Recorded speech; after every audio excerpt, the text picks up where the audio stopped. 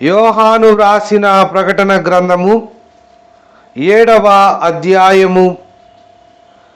అటు తరువాత భూమి యొక్క 4 దిక్కులలో 4 దేవదూతలు నిలిచియుండిరి.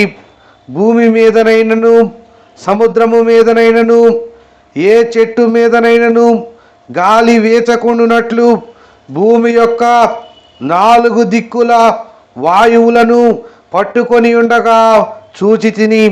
మరియు సజీవుడగు దేవుని ముద్రగల వేరొక దూత సూర్యోదయ దిశ నుండి పైకి వచ్చుట చూచితిని.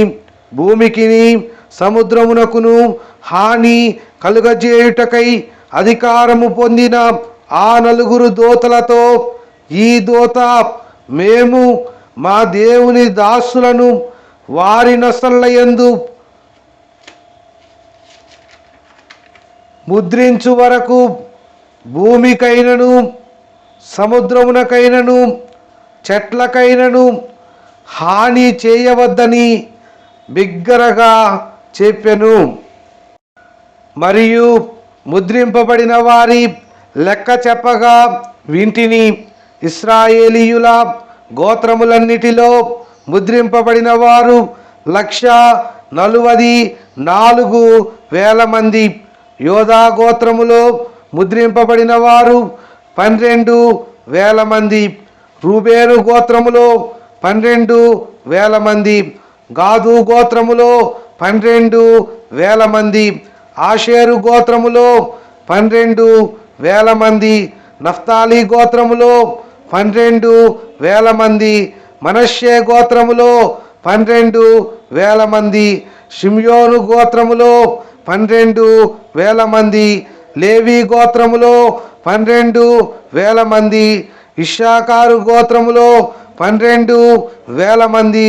జెబూలూను గోత్రములో 12,000 మంది.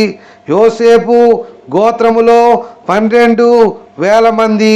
బెన్యామీను గోత్రములో 12,000 మంది ముద్రింపబడిరి. అటు తరువాత నేను చూడగా, ఇదిగో, ప్రతి జనములో నుండి, ప్రతి వంశములో నుండి, ప్రజలలో నుండి, ఆయా భాషలు మాట్లాడు వారిలో నుండి వచ్చి ఎవడును లెక్కింపజాలని ఒక గొప్ప సమూహము కనబడెను. వారు తెల్లని వస్త్రములు ధరించుకున్న వారై ఖర్జూరపు మట్టలు చేత పట్టుకుని సింహాసనము ఎదుటను గొర్రెపిల్ల ఎదుటను నిలువబడి, సింహాసనాసీనుడైన మా దేవునికిని గొర్రెపిల్లకును మా రక్షణకై స్తోత్రమని మహాశబ్దముతో ఎలుగెత్తి చెప్పిరి.